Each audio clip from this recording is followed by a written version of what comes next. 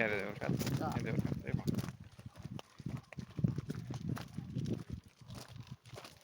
Vezi pădurea deasupra? Sunt văd exact acolo. Era asta carne. Da, deci vedem urși sau nu-i vedem? Da, vedem. Dar sunt liberi?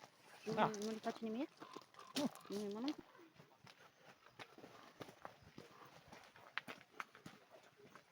Nu atingeți gardul. Să nu atingem gardul electrificat.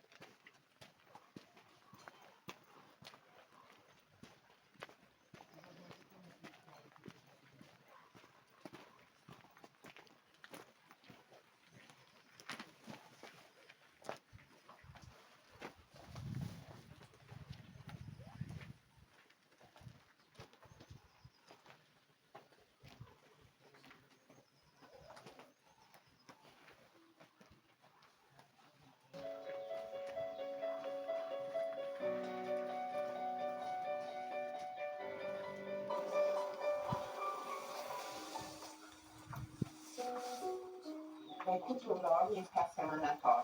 Au crescut pe lângă restaurante, provenind din circuri, au trăit toți o viață de mizerie, închiși în cuști și condamnați fără vină, prost hrăniți, de cele mai multe ori lăsați să lâncezească fără nicio ocupație, uitați în plină căldură, pe betonul mereu umed, stropiți cu furtunul vara pentru amuzamentul clienților, aceasta a fost viața mai tuturor urșilor captivi din România. Tradiție, ignoranță, cruzime sau toate la un loc. Cristi și Lidia sunt primii mei prietenuși, lor și Maiei. Le-am promis că într-o zi vor fi din nou liberi. Din păcate pentru Maia a fost prea târziu. A murit în brațele mele, s-a automutilat și tot efortul nostru pentru a o salva a fost zadarnic. Ei îi este dedicat acest film. Câte suferințe și privațiuni a trebuit să îndure Mura ca să ajungă o paiață de cer. Cine poate considera educativ să vezi un animal sălbatic îmbrăcat ridicol și obligat să asculte de biciul dresorului? La vârsta de 5 ani, Mura a refuzat să intre în arenă și în acel moment viața ei s-a schimbat. La prima noastră întâlnire m-am apropiat de pușcă și i-am întins o bomboană. I-am văzut ochii triști și i-am promis că nimeni nu va mai râde de ea și nu va mai fi obligată să facă pe clofnul sau să meargă pe bicicletă pentru o bucată de pâine. Dar câți alți urși își sfârșesc viața în cuști mizere, uitați până și de îngrijitorul care le mai aducea din când în când un rest de mâncare. Și cele două ursulice pe care le răsfățăm noi acum ar fi avut aceeași soartă. În loc să învețe cum să înfrunte pădurea, se apropie de om fără să știe că acesta este cel mai mare predator al lor. Peste 6 luni ar fi urmat fușca și orizontul plin de gratii ce li se oferă căscat, gata să le înghită ca și pe celelalte animale prizoniere. Au fost confiscate cu sprijinul Gărzii Naționale de Mediu, împreună cu un alt urs prizonier mai vechi al acestui sordid zoo. Singurul spectacol care merită să fie admirat este miracolul naturii, al animalelor care trăiesc în libertate, în mediul lor natural, urmându-și legile ancestrale neschimbate și instinctele. Pentru urși ca ei și alții care sunt încă în condiții asemănătoare, în august 2005, Asociația Milioane de Prieteni, Orașul Zărnești și Societatea Mondială de Protecție a Animalelor au devenit parteneri într-un proiect generos intitulat Libertate pentru urși.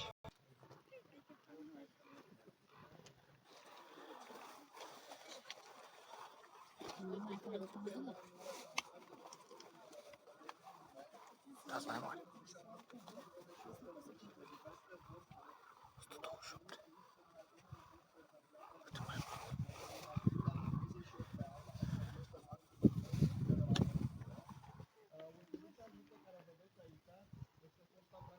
Din România se numește Cocolina, are în jur de 24 de ani. Deci este un animal matur O vedeți, este foarte mică, nu este așa de dezvoltată, dar am văzut că a fost super activitate, a avut față de treană mai slabă din punct de vedere calitativ și de-a avut șansa să crească precum studioarele ei din sărbăticie. În sărbăticie, femelele de urs brun european pot atinge 250 de kilograme, iar masculii pot ajunge chiar și la 350 de kilograme. Ce vedeți că faptele mele face parte dintr-o rețea de țaruri care se întâmplă cu suprafațe destul de mare, în care ținem populația de urs și adulți. Toți pastorii sunt sterilizați, nu sunt șanse ca noi curioși de urs să se nască la noi în sanctuar, iar aceste țarcuri mari sunt legate între ele prin tunele, astfel ursuleții se pot mișca voie dintr-un țarc în alt țarc. Gardul electric, într-adevăr, este pentru protecția noastră, dar și pentru protecția animalelor din sanctuar. Deseori, urși din sălbăticie încearcă să intre în sanctuar atrași de hrana pe care o găsesc aici. Apropo de hrană, vă spuneam 128 de urși avem în grijă. Ei bine, acestea consumă o cantitate impresionantă de alimente. Ursuleții sunt rădiți în fiecare zi, în general numai de dimineața, pentru că acasă se puteți vedea, deoarece ei se mănâncă pe retragul pe gură și sunt mai greu de văzut. În general, în tractorașul roșu le aduce mâncarea în fiecare zi, care este pusă în lătite lângă gardul electric și este aruncată cu lopata peste gardul electric. Încercăm să intrăm cât mai rar la ei în țarc, să nu-i stresăm foarte mult. Dar spre singura dată când se intră la ei în sanctuar, este când vedem că un urs arată semne că este bolnav, este o procedură specială, se intră cu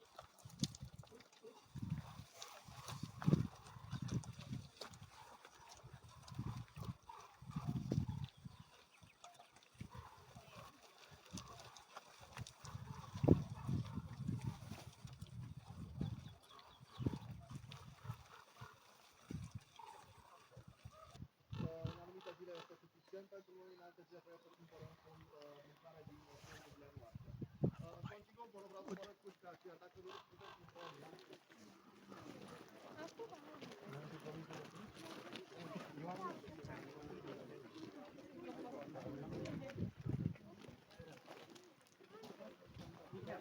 Asta e cât ăla de acolo din Munte Vrancea. Da, care are puișoare. În această pușcă și da, în acest țarc sunt 4 fruți orfani. Lucian și Barbara. Lucian este destul de faimos, probabil ați auzit de tragedia care a avut loc în Franța, unde o șampara a trecut în turism în Italia, motociclist și-a pierdut viața. S-a apropiat prea mult de Monica cu cei 3 fruți ai ei. Din păcate l-a atacat Monica și a pierdut viața. Unul al vândutului din România au împușcat Monica, dar s-au securizat cei 3 fruți. Într-un final au găsit doar omul Luci. A fost găsit într-o stare destul de proastă, pentru că a mâncat de câteva zile. A necesitat o îngrijire de aproape 2 săptămâni la zona de carantină. A primit o dietă specială din lapte și gălbenici de ou și s-a refăcut destul de bine. În partea acest țarc cu alți 2 fruți care au fost găsiți în săcere într-un copac fără mămica lor. Iar Tizian are o poveste și mai tristă, a fost găsit lângă mămica lui în pădure. Mămica lui era prinsă într-o capcană, murisă de câteva zile și săracul Tizian plângea lângă ea. Cineva l-a găsit odată într-o stare destul de proastă. Mamă, ce mare ești! Ce mare e! Asta e mare tare de tot!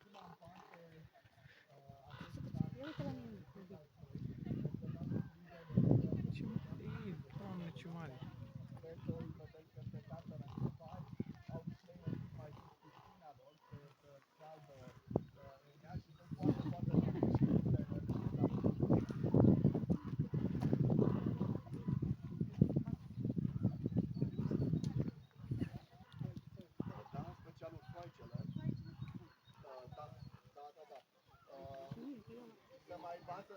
Se mai joacă în spate.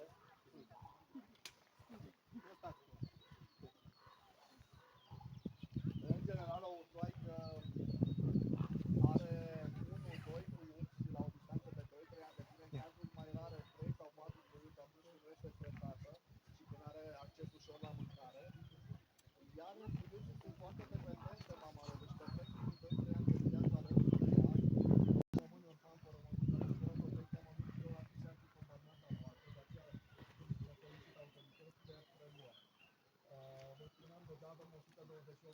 39 de hectare, ajunge la limita superioară a capacității noastre. Probabil să nu am tu. Hmm? Probabil să nu S-a am. obișnuit.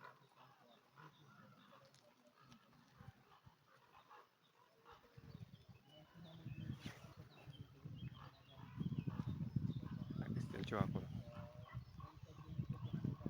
Dacă se apropie de gard să electrocutează. Da. Au încercat. Știu.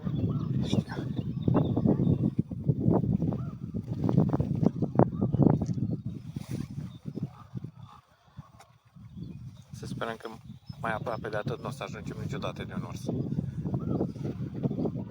Să le face să se smelte, iar pe acest cameră care transmite imagini live pe canalul nostru YouTube Multiverse Century. Probabil ați auzit de Winnie the Pooh, nu e un mit, nu e o legendă, ursuleții le place mierea, în general le plac alimentele bogate în zaharuri. Aici avem câțiva stupi de albine, sunt hrăniți cu mierea, mierea este introdusă în bucăți de pâine, vă spuneam, pâinea este aruncată peste gardul electric și alte alimente. Și țineți minte, vă spuneam mai jos, avem parteneriate cu anumite hipermarketuri, în special în perioada verii, când primim produse lactate, se congelează, se adaugă bucăți de fructe și se face o înghețată, care e foarte apreciată de ursuleți pe perioada verii. Înghețat.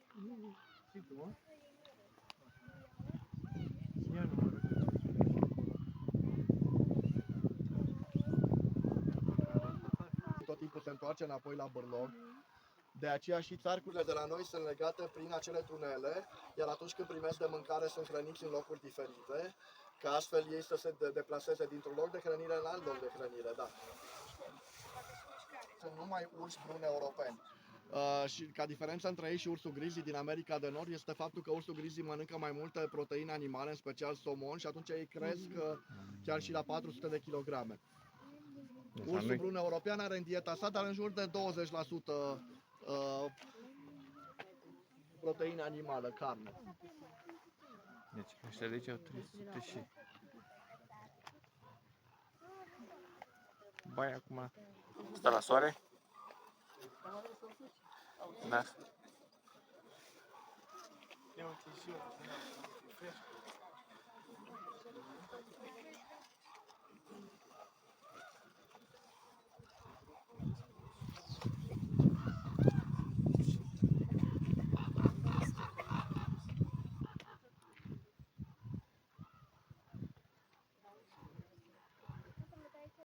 Din Texas, din America de Nord, venea de la o menagerie. Bineînțeles, nu era un urs grizzly, era un urs brun european. Din păcate nu mai este cu noi, dar ca fapt divers a venit cu avionul tocmai din America de Nord aici. Lucrăm din America.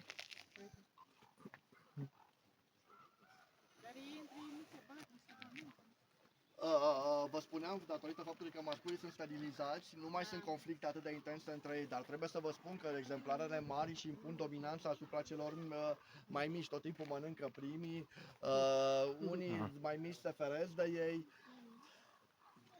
dar în general nu sunt conflicte atât de mari ca cele pe care le au în sălbăticie.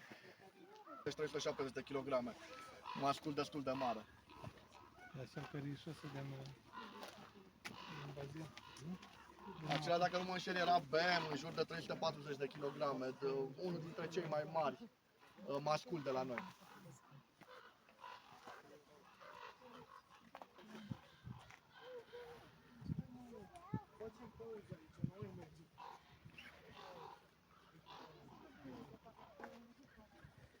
Dar acum o să vă spun, chiar asta urmează să vă spun acum. Profit un pic de pauza pe care o avem aici să vă povestesc cum să reacționați dacă vă veți întâlni vreodată cu un urs în sălbăticie. Exact ce vreau să întrebăm. Da. Mai mare o întrebare. Bineînțeles, foarte important este factorul de prevenție. Normal că nu vrem să ne întâlnim cu un animal atât de mare în sălbăticie.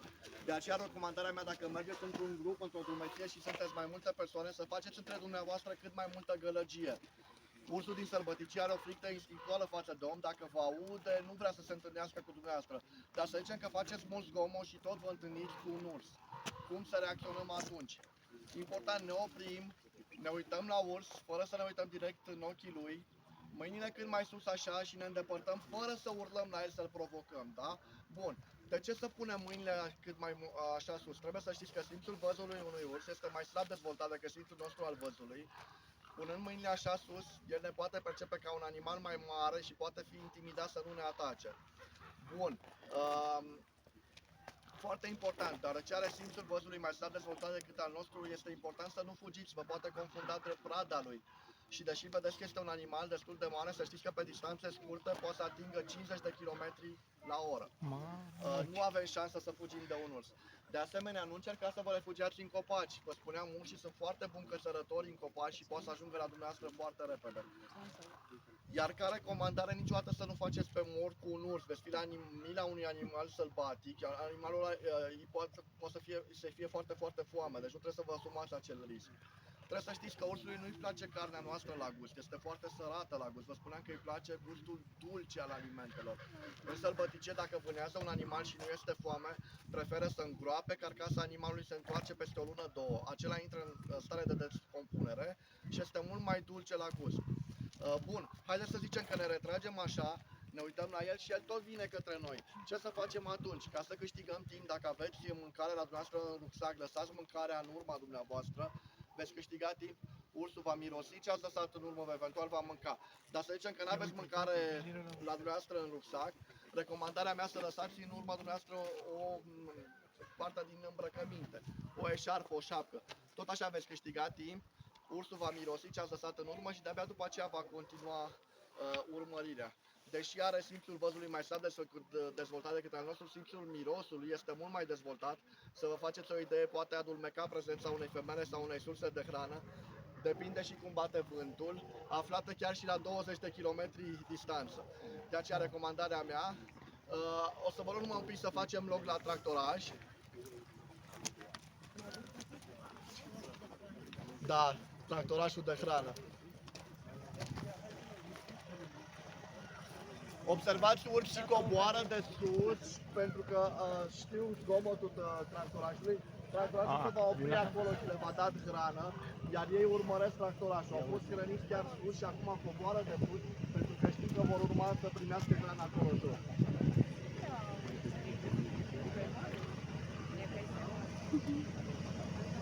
Toto. Aoleu, ce mare e. Deja știu că vine tractorașul. Da, da.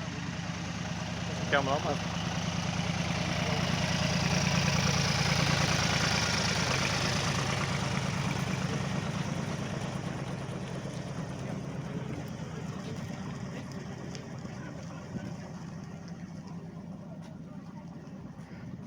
Lasă pe la mare în față.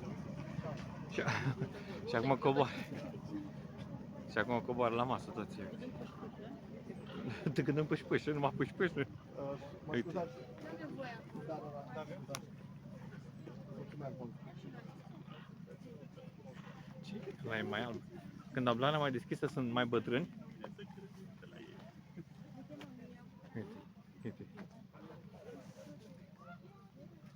2, 3, 4, 5, 6. Eu zic să veniți mai oprit, avem timp să-i vedem cum se adună acolo și cum... De la mare e cel mai prezent. Îmi cer scuze, nu acolo, vă rog, haideți. Ia uite, mami, 2, 3. Hai, uite, nu știu, uite aici, nu stau. De la mare e primul la masă. E cam la mare. Găsim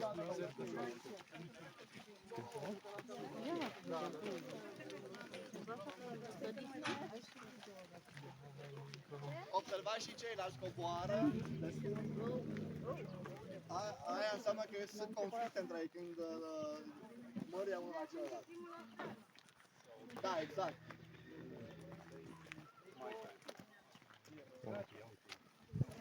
Wow.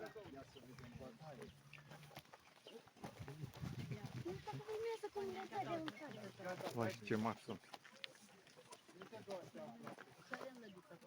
Mere. N-am vrut să mai duc, rămâne aici.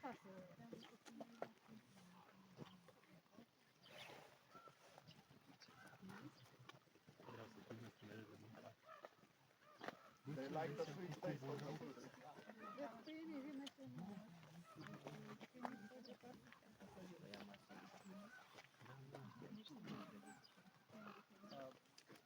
Ăștia doi fac destul de mari, de 300. Da, dar sunt și sunt cei mai mari, 300 crește și sunați bine, dar sunt unii chiar și mai mari.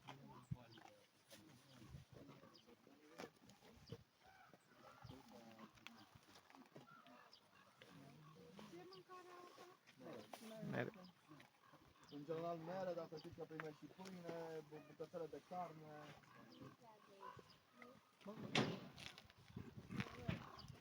Cei mai mari sunt primii.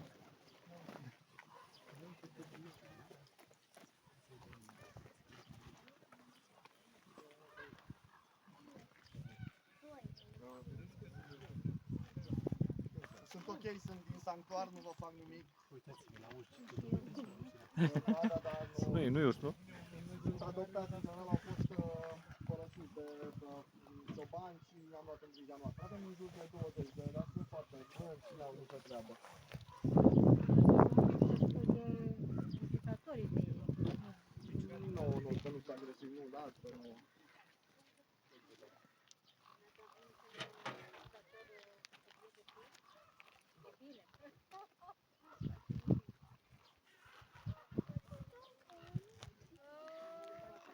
Uite cum ia să vezi cum mănâncă.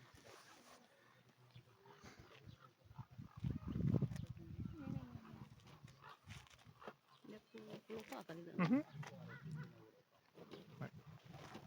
Oh.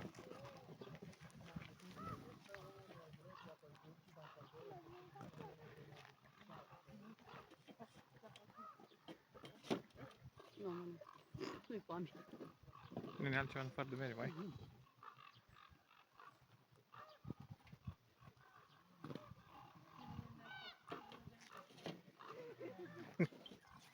N-are nicio treabă. Nu le place.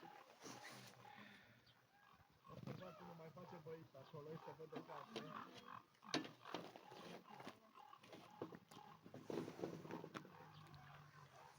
Mamă, nu știu ce face. Dar nu vor. Nu vor ăia mari, dar aia la altă, uite. Și-a luat mărul și-a plecat. Dar ăștia fiind mari, direct, ce treabă.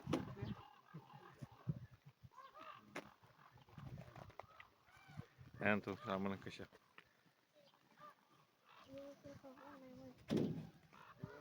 Mi-e frică de ăștia mari, nu vin acum, să așteaptă să treci ca mari și după aia vin și ele să mănânce. Asta e la care face vreo.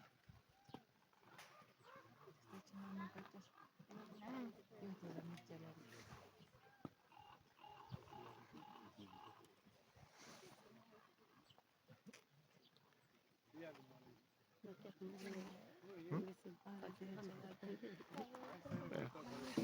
Ce să zic? Ieri mere, azi mere. Azi mere. Oh, oh. Dar lasă-mă să Teritoriu, fetiță, auto. Dar lasă să mă Prioritate, să zic așa. Exact ca mine. Pâine cu miere.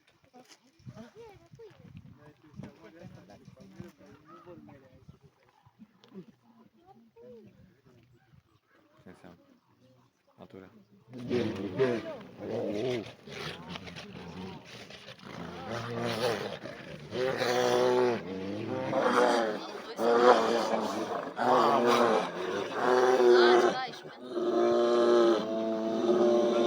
Cred că s-au îndepărtat ăștia mici. Wow. Dar nu cred că își folosesc de alea. Cred. Stai cu vin alb. Ce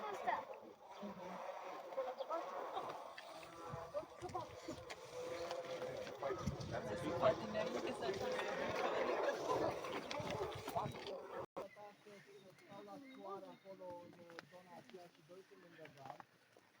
Provin dintr-o localitate Slănin, Moldova, coborau cu mămica lor în acea localitate. Primarul a luat legătura cu noi și ne-a rugat dacă putem prelua mămica și cei 4 puiuți ai ei. Vă spuneam, în general, femeia de urs brun european are 1-2 puiuți, odată la 2-3 ani distanță. Aici sunt caz mai rare în care femeia a avut 4 puiuți. Wow. datorită faptului că nu era foarte stresată și avea acces ușor la hrană. Din păcate, când am ajuns în acea localitate, mămica lor nu era nicăieri de găsit. Presupunem că probabil a fost împușcată de un vânător, un braconier sau un locativ care se simțea amenințat de prezența ei. Din fericire am putut să cuizăm cei 4 puiuți. Acum nu mai sunt, deja au crescut la 2 ani de zile. Iar vă spuneam când urcam, Alpina este excepția de la regulă. Unul dintre animalele care au venit din sălbăticie, vă spuneam că în regulă noi preluăm animale din captivitate și puiuți de urs orfani. Acolo este Alpina și cei 2 puiuți ai ei. Aceasta cobora într-o stațiune montană. Autoritățile au emis un ordin ca ea să fie împușcată. Din fericire am putut lua legătura cu ei și am preluat pe Alpina și cei 2 puiuți ai ei. Îi ținem separat, vă spuneam, este foarte protectivă cu puiuții ei. Bineînțeles, când vor crește mai mari, vor fi mutați, tratați în sarcul de urși adolescenți, mult între 4 și 7 ani și după aceea în sarcul pe care l-am văzut acolo cu urși maturi. Pe la baza copacului sau mai aproape un mic pui de căprioară, un mic Bambi, este chiar în spatele acelui copac de colț.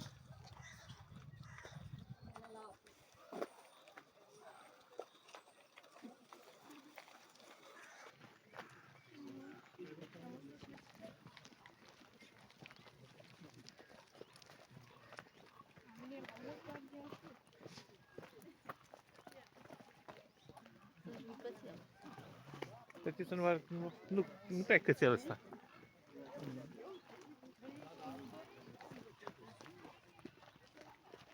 O pereche de lupi, cel pe care îl vedeți în spate este Achilo masculul și în spatele lui este Saga. Saga este 100% lup, provine de la o grădină zoologică, iar Achilo este un hibrid. Un hibrid între o specie de câini ai numit lup ceosovac și un lup. Și el este divizat, nu sunt șanse ca noi pui de lup hibrid să Voi luați? Care luați? Care nu iar pe lângă această pereche de lupi, avem și altă pereche de lupi, dar îi ținem separat în alt sat. Asta e lupai care vrea. Dacă îi ținem împreună, s-ar lupta pentru ierarhia lor în haită. Bineînțeles, ca diferența între Ia ei uite și ce vrea urși, lupii sunt 100% carne de, nu doar cu carne.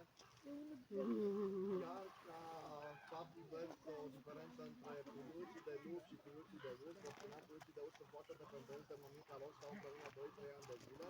E bine, puiuții de lup, după 12 luni, sunt gata să-și ocupe locul în ierarhia haitei și să participe la E vânătoare. curioasă să se uite și ea la noi.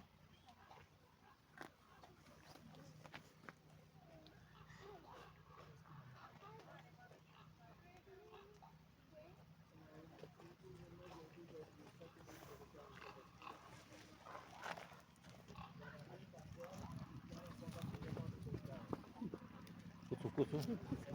Să prea merge cuțu cu ăștia fetiță.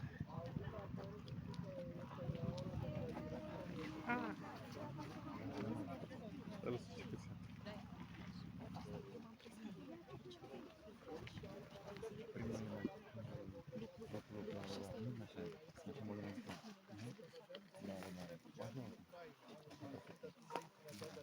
În anilor 2000 erau exploatate să facă fotografii.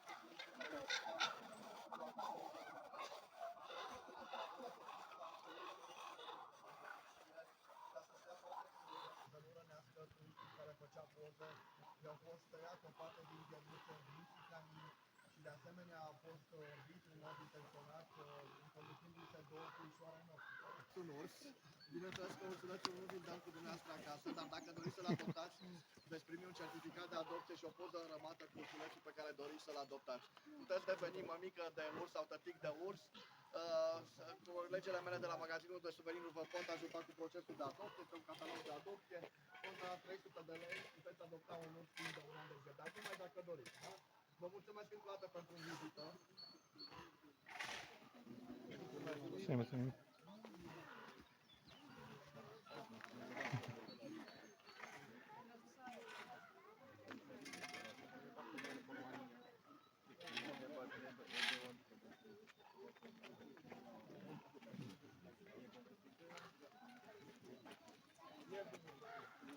Da, uite, nu știu ce aici, nu știu. Ia uite, acum coboară.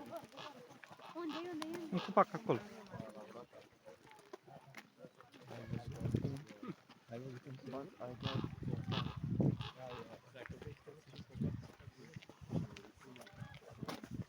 Unde ești, măi?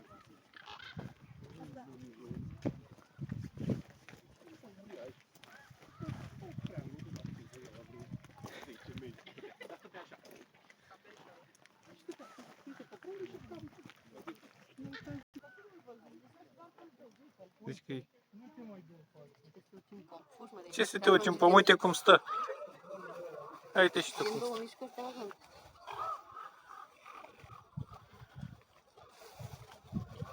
Da. Ce fel stă în pământ. Și la 7-8 metri.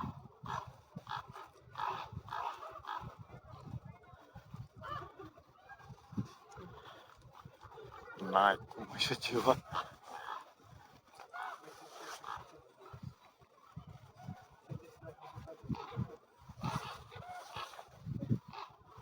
Stai la acolo, n-ai ce treabă.